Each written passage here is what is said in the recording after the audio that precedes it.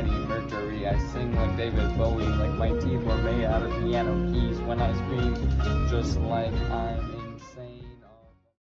Now, I don't know if any of you are familiar with the new up-and-coming Atlanta rapper, Frachino, who also goes by the alias at NigelNutter1445.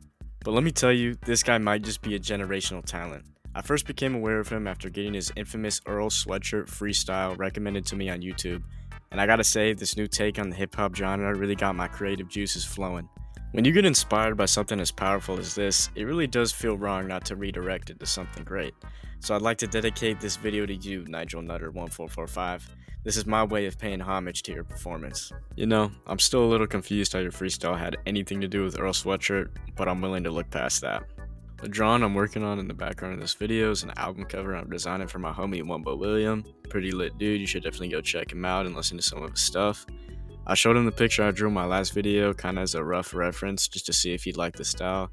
He said yes, and the only other things I got to go off of was that he liked the alien guys, and that I should incorporate more geometric and abstract shapes. I was completely transparent, and I think I told him that I had no idea how the hell to do that, since that pretty much isn't anything close to what I drew in the last video, but I just decided to jump right in, and I think I did a decent job figuring out what I was doing.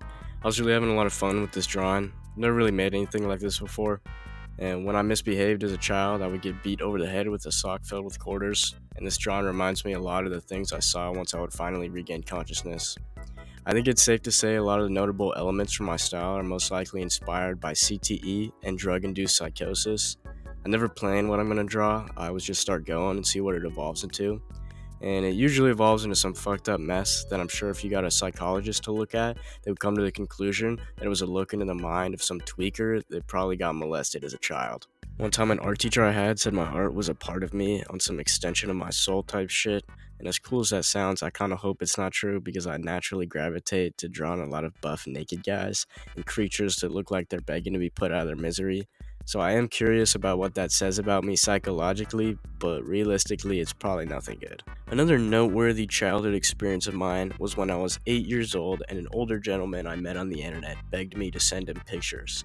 I showed him a picture of me on my elementary school playground. I think I was playing on the monkey bars and standing next to some pole or something. He called me cute and said I looked like a quote-unquote cute little stripper. Now, this has no actual relevance to this video, but I thought I'd fit that in here somewhere.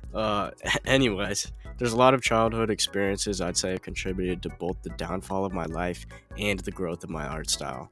Some noteworthy examples include, but are not limited to, the time my grandma's dog pooped on my copy of Wii Sports Resort, the time I threw up at school while trying to chug an entire container of soap, the time my dad found my pee corner, and probably my very first purchase of a polyester Galaxy print hoodie. I think I managed to get my camera to work a little better than it did last time. It was looking a little questionable at the start of this video, but that's probably something I'm just going to have to learn to live with. My recording setup, if you can even call it that, is probably about as chopped and amateur as it gets. I have my busted ass phone sitting on a shelf above my desk that has an IKEA Panda headlamp that I took the cover off of and tied around the shelf support so I could try and get good lighting. And I'm literally doing the exact same thing with my mic too. My microphone honestly is pretty decent. It's like the only thing I have that isn't entirely low production. I'm sure you can tell just because it's pretty obvious my commentary doesn't sound like I'm recording it on an air fryer, but I don't have a mic stand or anything.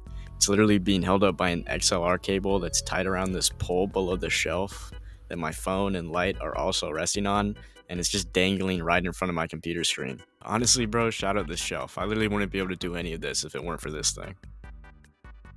Now that I've deflected the blame for my poor video quality, I think I'm going to stop this video here. I want to keep these things pretty short, and this drawing has taken a lot longer than the last one. I have the same amount of time-lapse footage, and I've already sped this one up to be twice as fast as the last video. I'll give you a quick little look at what I've done so far, but I'm definitely going to make another video of me finishing this up. Yeah, let me know what you think, Jodesters. Peace.